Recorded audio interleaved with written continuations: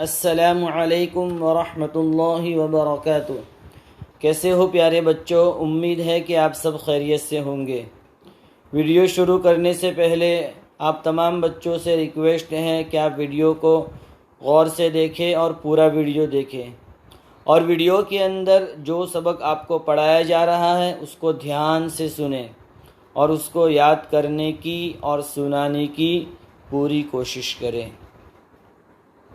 گزشتہ کل قرآن کریم کے اندر چوتھے پارے میں آپ کو 2 رکوع ریویژن میں دیے گئے تھے۔ امید ہے کہ آپ نے اس کو اچھی طرح یاد کیا ہوگا، اچھی طرح اس کی تلاوت کی ہوگی۔ آج آپ کو صرف 1 رکوع ریویژن میں دیا جا رہا ہے، اس کی بھی آپ اچھی طرح تلاوت کریں۔ چوتھے پارے میں 11واں رکوع، پیج نمبر 104 104۔ تو آپ یہاں سے ان فی خلق السماوات والارض، یہاں سے آپ ریویژن کریں گے سورت ختم ہونے تک، 11واں رکوع مکمل۔ اب 6 ایئر کے اندر عقائد کے اندر آپ کو پہلا اور دوسرا سبق ریویژن دیا تھا، اس کے سوال جواب۔ اب تیسرا، چوتھا اور پانچواں 3 سبق کے سوالات آپ کو ریویژن کے اندر دیے جا رہے ہیں، بالکل آسان ہیں۔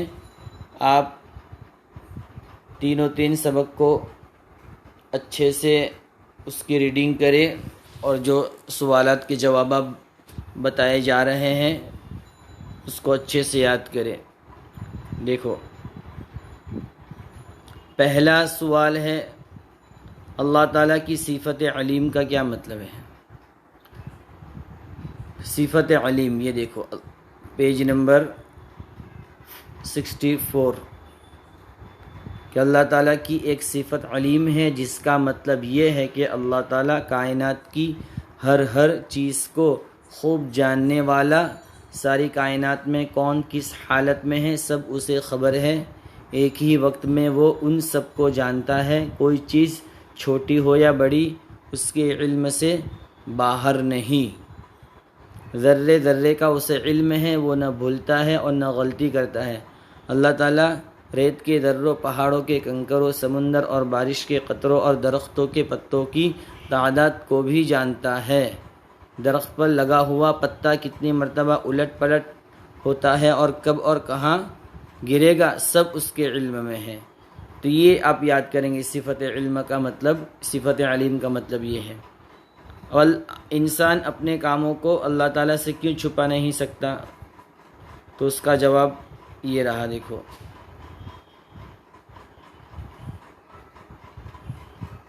کہ انسان یہ کہ اس کا جواب ہے انسان اپنے کاموں کو سب سے چھپا سکتا ہے لیکن اللہ تعالیٰ سے کچھ چھپا نہیں سکتا، اس لیے کہ اللہ تعالیٰ ہر انسان کی ایک ایک حرکت سے باخبر ہے۔ تو یہ ہے اس کا جواب۔ اور دوسرے 2 سوال کے جواب تو بالکل آسان ہے۔ علم غیب کس کو حاصل ہے؟ تو اللہ تعالیٰ کو۔ کیا اللہ تعالیٰ کے علم کے برابر کسی کا علم ہے؟ نہیں، اللہ تعالیٰ کے علم کے برابر کسی کا علم نہیں ہے۔ اب چوتھا سبق، اللہ تعالیٰ روزی دیتا ہے، تو اس کے بھی بالکل سوال آسان ہیں، جواب سوالات کے دیکھو۔ تمام جاندار کو روزی کون دیتا ہے؟ تو اللہ۔ ہماری تمام ضرورتیں کون پوری کرتا ہے؟ اللہ۔ اللہ تعالیٰ ہر جاندار کو اس کی مناسب غذا دیتے، مثال سے سمجھائیے۔ تو یہ ہے، دیکھو کہ اللہ تعالیٰ ہر جاندار کو اس کی مناسب غذا دیتا ہے۔ تو یہاں سے لے کر آپ پورا پیراگراف یاد کریں گے۔ اللہ تعالیٰ کس آدمی سے خوش ہوتے ہیں؟ یہ رہا، اللہ تعالیٰ ہر اس آدمی سے خوش ہوتا ہے جو اس کو راضی کرے اور اس کے احکام کو پورا کرے۔ یہ ہے اس چوتھے سوال کا جواب۔ اور اب یہ توحید، 5واں سبق، دعا کون سنتا ہے؟ یہ سب آسان ہے۔ گناہ کون معاف کرتا ہے؟ اللہ۔ عبادت کے لائق کون ہے؟ اللہ۔ مدد کس سے طلب کرنی چاہیے؟ اللہ۔ کہ اللہ تعالیٰ کی ذات و صفات میں کوئی اس کا شریک ہے تو نہیں۔ توحید کا مطلب کیا ہے؟ تو توحید کا مطلب یہ رہا اس کا جواب۔ یہ توحید کا مطلب یہ ہے کہ اللہ تعالیٰ جس طرح اپنی ذات میں یکتا، اسی طرح اپنی تمام صفات میں بھی یکتا اور اکیلا ہے، اس کی ذات و صفات میں کوئی اس کا شریک نہیں۔ یہ تو یہ 3 سبق، اس کے سوالات کے جوابات آپ کو بتائے گئے، آپ اس کی اچھی طرح تیاری کریں، اس کو اچھے سے یاد کریں۔ اب ہم سیرت کے اندر اپنا سبق پڑھتے ہیں، یہاں سے باقی، یہاں تک ہم نے پڑھا تھا، یہاں سے باقی ہے، یہاں سے پڑھتے ہیں۔ دیکھو یہاں سے کہ ایک بار کہ ہمارے نبی صلی اللہ علیہ وسلم کو بالکل گھمنڈ اور تکبر نہیں تھا، اس کے بارے میں سبق چل رہا ہے، آپ دھیان سے سنیں۔ ایک بار کچھ لوگ ملنے آئے ہمارے نبی کے پاس، کچھ لوگ ملنے آئے ہوں گے، انہوں نے کہا آپ تو ہمارے مالک ہیں، آپ نے فرمایا مالک تو بس اللہ ہے۔ ایک پاگل عورت آئی اور کہا اے محمد مجھے تم سے کام ہے۔ آپ صلی اللہ علیہ وسلم اٹھ کھڑے ہوئے، وہ آپ کو ایک گلی میں لے گئی، زمین پر بیٹھ گئی، آپ بھی زمین پر بیٹھ گئے۔ اس نے جو کچھ کہا آپ نے اسے اطمینان سے سنا اور اس کی حاجت روائی کی۔ پھر جب وہ اٹھ کر چلی گئی تو آپ صلی اللہ علیہ وسلم اٹھے۔ اس سے بھی پتہ چلتا ہے کہ آپ صلی اللہ علیہ وسلم کو اپنی ذات پر ذرا برابر تکبر نہیں تھا۔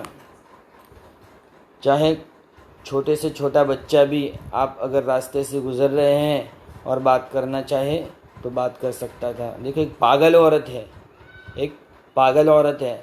آج ہم اپنی حالت پر ذرا غور کریں کہ اگر کوئی پاگل شخص ہے ہم سے بات کرنا چاہے تو ہم اس سے بات کرنا ایک عار سمجھتے ہیں، یہاں ایک پاگل عورت راستے کے اندر ہمارے نبی کو روک رہی ہے اور کہہ رہی ہے کہ مجھے تم سے کچھ کام ہے، آپ اطمینان سے وہ جو کچھ بھی بات کہتی ہے آپ صلی اللہ علیہ وسلم اسے سنتے ہیں۔ اس کے بعد آگے